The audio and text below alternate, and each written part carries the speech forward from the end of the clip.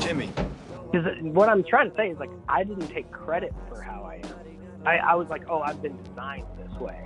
Like everybody else, in the West takes credit. They're like, I'm a self-made person. I made these decisions. I don't believe that. You see what I'm saying? So it's cool. Actually a much, in my opinion, more humble way of being. It's like, no, I don't take credit for any of this. I mean, we all know that the Western way is just a fucking field. It's just like a party of fucking idiots. I mean, these people have not done any great deep research. They're just basically like, growing up in the 80s, I mean, you just knew, like, being into punk was like, you had to be into punk. You just knew you were surrounded by fucking idiots. I mean, Ronald Reagan was on TV. You didn't believe any of it. It was just normal to not believe any of it, So you're damn sure not going to, like, listen to somebody who's like, I'm a self-made person.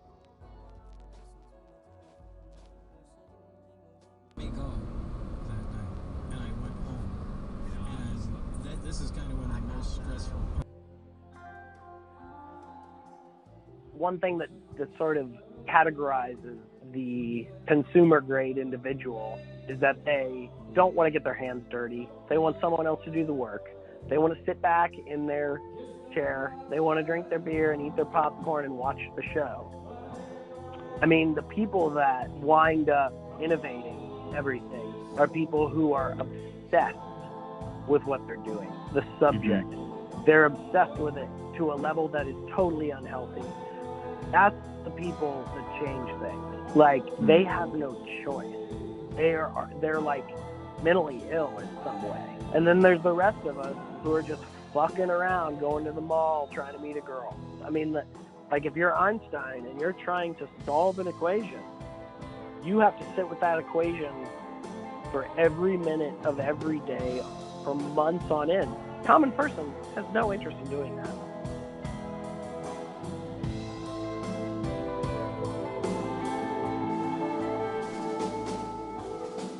Like, the nature of potential is fascinating, because the idea of potential is that you haven't done something yet, but you're in touch with what it is and that it will happen.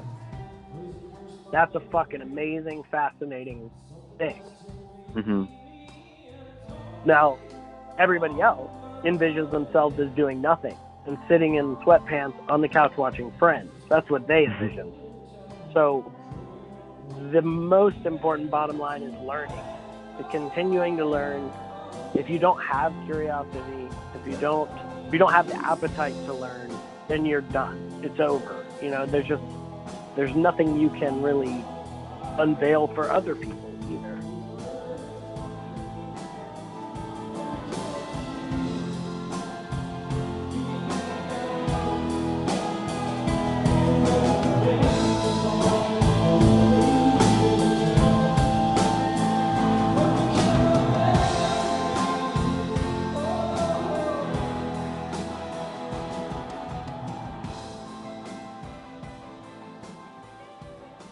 But, there's a conformist sort of algorithm to the human mind. I mean, it does what everybody else is doing.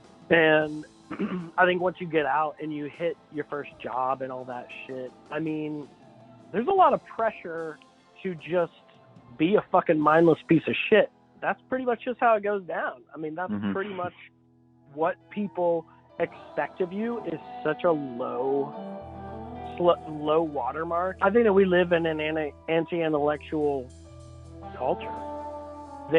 Human beings have tried to refine a machine that they can live within that will dissolve their own responsibility. As long as that they don't have to actually be responsible for their own spiritual development, it lets them off the hook. So they've created a system in which they are not responsible for it,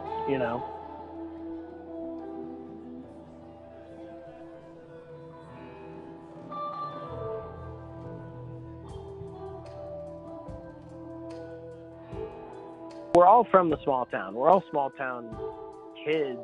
But then we begin the journey just like Buddha or Narcissus Goldman and the stuff I like to talk about, but like we begin the journey where we leave the house, you know, in theory, the womb, the comfort that is defined by a lot of preconceived notions, and then we start to disassemble those things and learn in theory to think for ourselves along the way or eventually.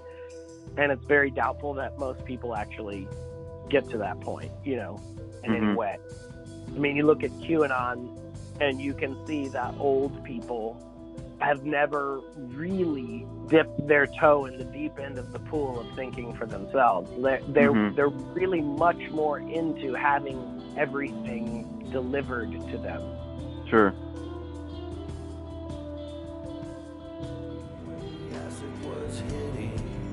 In Miami, FLA. Everyone I talk to, everyone I know generally thinks that you learn things and you are, you know, they believe in nurture over nature, but I just believe in nature pretty much 100%. I just believe that you are born the way you really are, you know? Why do you say that? That's a philosophical argument that everybody has, a very famous argument, right? What formed that belief for you?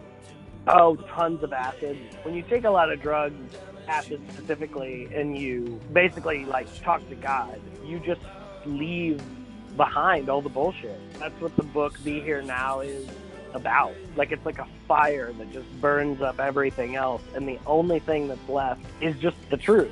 And the truth is just sitting there, and you acknowledge it, you respect it, you know, because you're like, I can't burn that up. I've tried to decimate it, and it's real.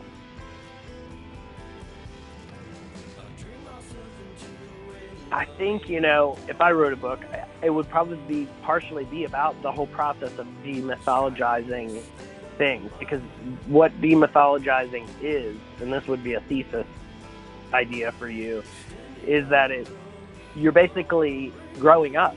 You're ceasing to be a child that believes in fantasy, and you're looking at the world for what it really is. You realize sort of the truth of the world in some ways, which your friends in their small town, if they stay forever and never leave, you know that there's no way that they can really learn some things about their own town.